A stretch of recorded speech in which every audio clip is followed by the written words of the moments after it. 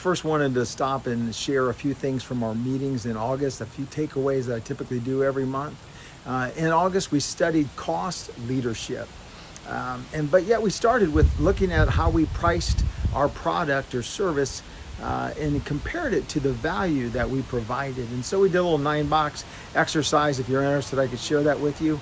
And then from there, we asked the question, does my cost leadership align with my pricing strategy? And honestly, many of us looked at that and had more questions than answers. And so again, C12 is not trying to be prescriptive, but we do try to provoke in terms of how are you leading your team and driving the value of your product or service and aligning that with your cost strategy. So there are a lot of to-dos and takeaways coming out of that meeting. We also studied together whether or not we were all in terms of whether we were following Christ in all of our business practices, all of our lives and relationships. At C12, we say it's really one integrated life lived under the lordship of Jesus Christ. So we challenged each other, and honestly, when I think of that, I think of one of our recent members, Joe Ryan, who fortunately for Joe went to be with the Lord, but unfortunately for his family,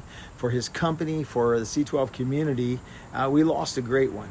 And I was just with Joe less than 2 weeks ago and honored him with a Finishing Strong award. And I just encouraged Joe that we had seen God continue to work in and through Joe, even in the ALS diagnosis this last 2 years. And now he was finishing strong. Like the scriptures say, our outward man will be perishing, but our inward man can be renewed day by day. And Joe and Leslie and the team at Reliable never took the foot off the throttle when all this came upon them in terms of ministry in and through Reliable Electric. And yeah, they've grown considerably to be one of the best places to work in the Dayton area, and will continue because Joe and Leslie together were strategic even before the diagnosis to set up a succession plan in terms of leadership.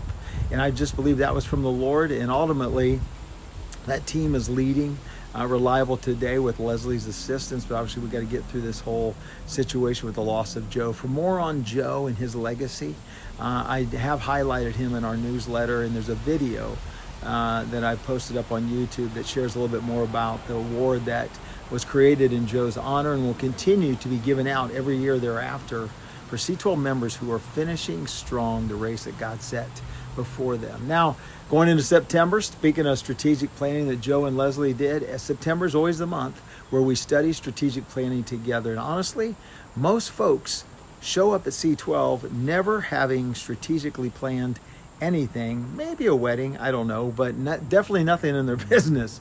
And that's a lot of times why they join C12.